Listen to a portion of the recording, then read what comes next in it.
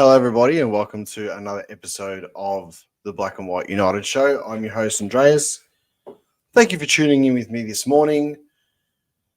I guess this is sort of the first video of the off-season, I think you can sort of say. But regardless, we're going to predict the Brownlow medal tonight. I'm going to give you my predictions. I'm going to give you my sneakies. And I'm going to tell you anything about any other Collingwood player that may poll well in the Brownlow tonight. It's going to be interesting. Let's give it a preview. Roll the intro. 0, 1. Let's get started.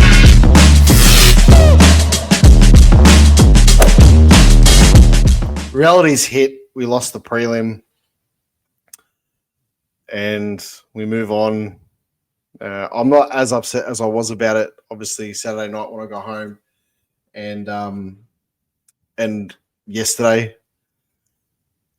But this stuff, this footy, what can you do? We fell short. We were beaten by the better side. We go again, and that's it. But let's talk about the Brownlow medal. Tonight's going to be a really special night. Regardless of whether Nick wins it or not, there's going to be a player that's awarded the Brownlow medal that in his own right is obviously very deserving of the medal. I think we can say the word deserving for this medal in particular. We've seen some legends of the Collingwood Football Club over the last 20 years win, or just over 20 years, winner in Nathan Buckley and Dane Swan. Daicos has been pretty stiff for the last couple of years, but hopefully this year's his year. And it'd be a little bit weird if he does win it this year because I think this season hasn't been as strong as the last two. But with that being said, we did have a really good middle part of the year and he did play well. He had moments there which you can't deny. So maybe he will poll really well. But let's get to it. I'll give you my top 5 for the Brownlow medal. We'll go from 5 to 1, and then I'll give you my sneakies and also some Collingwood players. Okay, so coming in at number 5, I've got Matty Rowell. And the reason why I put Matty Rowell at number 5 is because I do feel like Noah Anderson had a really good season as well. May take some votes off him. Tuke Miller also had some really good games. May take some votes off the both of them. So I think it'll probably even out towards especially that middle part of the year for him. And then I think Matty Rowell will have a bit of a late surge up and he'll just miss out on the top 3. So I've got him at number 5. My number 4, another Gold Coast player, the Gold Coast captain, Noah Anderson. I thought his season was just unbelievable. I mean, if there's a midfielder that you'd want at Collingwood that just resembles like Scott Pendlebury in so many ways when he was younger, obviously that's a big comparison, but just like when he was younger, he's probably even a little bit quicker than what Pendles was when he was younger, but just the awareness, the skills and stuff probably doesn't slow time down as much and make everybody around him a little bit slower like Pendles does, but he can draw the contest. He can go really quick. He's got a good burst of speed. His disposal is fantastic. Because Gold Coast had a good season as well, obviously they just snuck into the 8. But I feel as if he is going to be noticed, especially after the game against us when he kicked the ceiling goal at the end. I think after that, his name and his stature within that side, especially when they won, is going to be up there. So I've got him at number 4. Number 3. Number 3 is an interesting one for me. And the reason why I'm putting him at number 3 and probably not number 2, even though Geelong won, a whole stack of games this year. They haven't lost in ages. I'm putting Bailey Smith at number 3. Now, there's 2 reasons. Bailey Smith draws a lot of attention from the media. So if you draw a lot of attention from the media, it's only human nature that you're going to draw a lot of attention from the umpires. He's controversial. He's controversial. So if he was to have a good game, he's going to be under the spotlight regardless. Now, as a football fan, not as a Collingwood supporter, but as a football fan, you can't deny the season that Bailey Smith has had. He's had that breath of fresh air. He's gone to Geelong. It's a winning culture there. It's a winning mentality. And he's playing his best football, I think, probably since 2021. And he just looks like he's about to break this game in half for many seasons to come. He had a fantastic season. As I said, Geelong haven't lost any games since the midway point of the season, pretty much. I think the last game they lost off the top of my head was actually against GWS at GWS, I think, in June, off the top of my head. It was my nephew's birthday party and it was on TV. I think that was the last time they lost. So that was ages ago. So if he's played in winning teams or winning sides since then, and he's played well, he's going to poll votes. There was a few more things I wanted to say about him, but I'm not going to drag on about it too much. But I think the new face, the new team, the breath of fresh air, he's found his spot. They haven't lost. I've got him at number 3.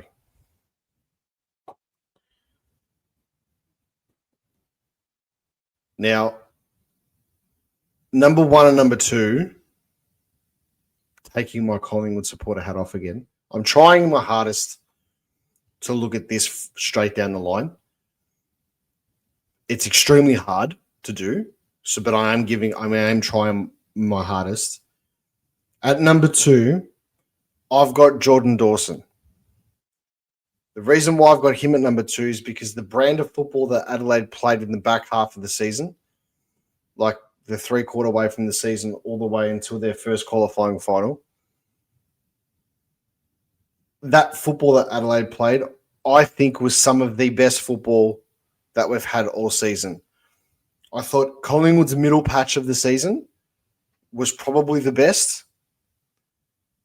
Geelong's second half of the season has been consistent. I'm not going to say it's been the best because they had the soft fixture. They played themselves into form by this soft fixture. They didn't get out of second gear and they were smashing sides. So there wasn't anything to be in awe about. You can be in awe with Geelong about the way they responded, especially from that second quarter on against Hawthorn in the prelim final.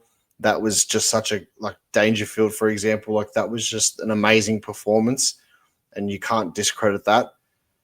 But I thought Adelaide's last third of the home and away season was probably the second best style of football we've seen all year. And when the pressure was on to try and get that top spot and to win the minor premiership and to finish where they did, you're going to be under the spotlight more. They had some really close battles. For example, the game against us where they won by 3 points. The game against Hawthorn, I think, was their pinnacle game, where Hawthorn came out and smacked 5 goals in a row or whatever, and then Adelaide came back and stormed home and just took complete control. That's when Adelaide was at their peak.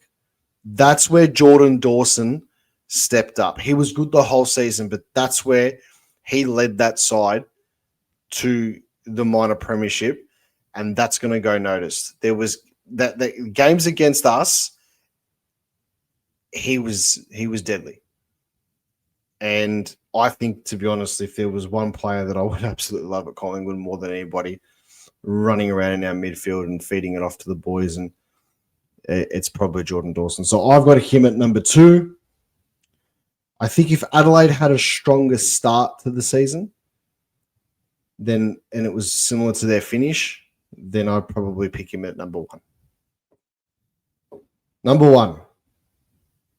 I suppose that if there's anybody who's a non-Collingwood supporter that's going to watch this, is going to say, oh, you're just biased, blah, blah, blah, this, that. And you know what? Probably. Nick Daicos, I think, is going to win the Brownlow medal this year, simply because the patches of games where Collingwood played pretty much from round 1, forget opening round, from round 1 through till I'm going to say, well, after the bye, so let's say till Gold Coast, Nick Daicos was everywhere. He was everywhere. We were winning, and he was standing out. The games where he only got like 24, 25, 26 disposals, they were as good as somebody getting a 40 disposal game at Brisbane, for example. He had such a consistent middle patch of the season.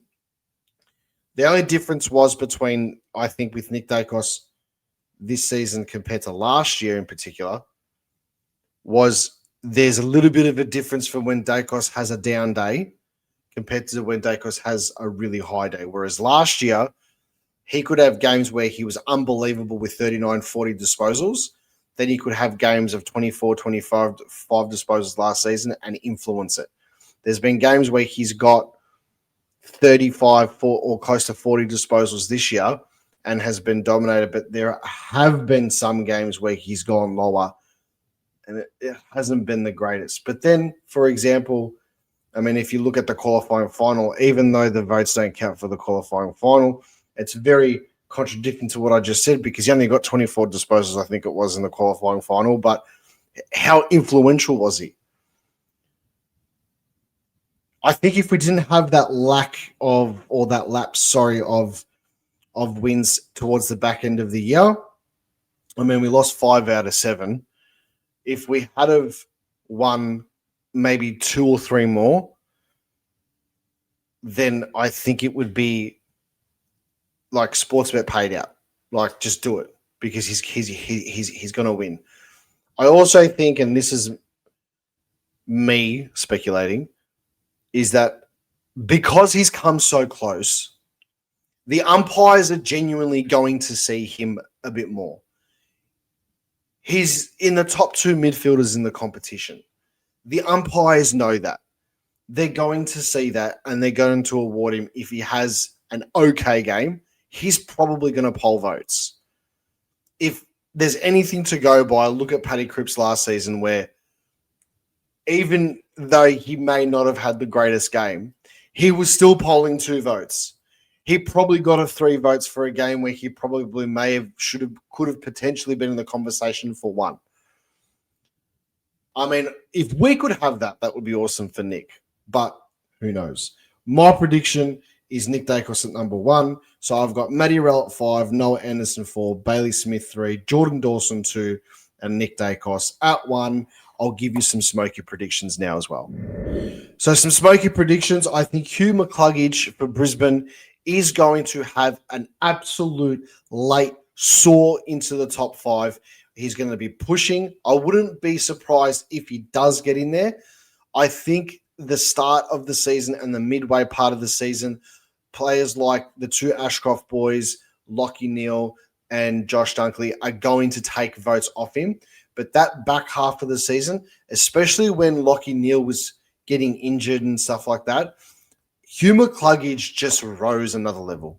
He was just elite. And, I mean, look at his preliminary final thing. I think he got something like 37 disposals or something like that. So I am convinced that he is going to be up there. Whether he makes his top 5 is a bit of a touch and go, but his late surge is just going to be ridiculous. Caleb Sarong, Freo, he's going to be up there too. I genuinely don't know. I think he will be top 10. He could be even jump in the top 5 and be equal with someone, but he's just had a really consistent year. If there are any Western Bulldogs supporters watching this, please don't stress. I haven't taken out the Bontempelli influence, but I think, even though I think Bontempelli is going to be up there in the top 10, regardless of the fact that he missed this 6 weeks at the start, I think from memory, I could be wrong. I am sorry if I'm wrong, but I'm pretty sure it was the first 6 weeks he missed. He got injured with a calf or something. Ed Richards had such a good season, such a consistent year, hence his All-Australian selection. He is going to take votes off Bontempelli. So I've got them both around the same mark because Bont's middle to back half of the season was so strong and so noticeable and so influential in games. But Ed Richards was just consistently good throughout the whole season. I mean, I don't think Libba's going to finish in the top 10 of the Brownlow, but he had some good games as well. So he may even pinch a couple of votes there off the boys as well. So I've got them both potentially going into the top 10, but you just don't know because, they had such good passages throughout the season. So anything's predictable. My biggest Smoky, because they won so many games, Geelong, and they haven't lost in ages. Geelong don't have, and this is what I was going to say about Bailey Smith before, Geelong don't have a midfield where you can sit there and go, oh my God, this guy is racking up 40 disposals every single week. And he's like, back in the day, right now, Geelong don't have a Gary Ablett Jr. in their midfield. They don't have a Nathan Buckley in their midfield. They don't have a James Hurd. They don't have a Michael Voss. They don't have an Anthony Koutafidis. They don't have these star players. They don't have like a Simon Black or anything like that. They've just got an even spread. They've got Atkins, Bailey Smith, and I just love the way that Max Holmes goes about it. I think he's one of the hard luck stories, and God, I'd love him at Collingwood. Like, geez, he'd be amazing on the wing or in the middle and stuff, just rotating through with like Jack Crispin, DeGoey and stuff. Geez, it would be like, it would be awesome to have him. I find he is just just a classy footballer. He's had an awesome year.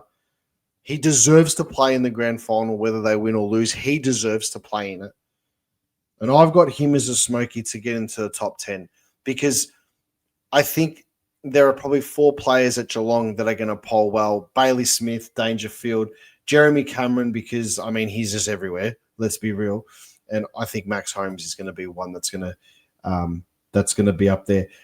Let's just get to the last bit of the video, the Pies players. So the 2 other Collingwood players that I think are going to poll well in the Brownlow medal tonight is still Sidebottom and Josh Daicos. I think Josh Daicos is going to poll pretty strong. I wouldn't be surprised if he got somewhere around the 15 mark. And Sidey, I think maybe somewhere around the 10 to 15. He should be able to poll. They both had it was more just in that winning patch of games where I think Nick will take most of the 3 votes. Just in that winning, I think them 2 are the ones that are going to try and pinch those 3 off Nick. So I would presume that they would get the 1 and the 2. In some of those games, like Gather Round against Sydney, the first game against Hawthorn, I mean, Ned Long had a good, so he sort of cemented himself there. So he may even try and pinch a couple of 2 or 3s along the way in that part as well. But I just think those 2 were probably the most consistent out of the team underneath where Nick Daicos was. You can probably throw Darcy Cameron into that conversation, but I'm pretty comfortable saying still Sidebottom and Josh Daicos are going to be the other 2 players from the Collingwood Football Club that are going to poll well. So I'll just go over my top 5. Number 5, Matty Rowell. Number 4, Noah Anderson. Number 3, Bailey Smith. Number 2, Jordan Dawson. And I have Nick Daicos winning the 2025 AFL Brownlow medal. We will revisit this and do a quick review of it tomorrow. For now, make sure you tell me what you think. Make sure you drop a comment. Call it as you see it. And as always, go the Pies.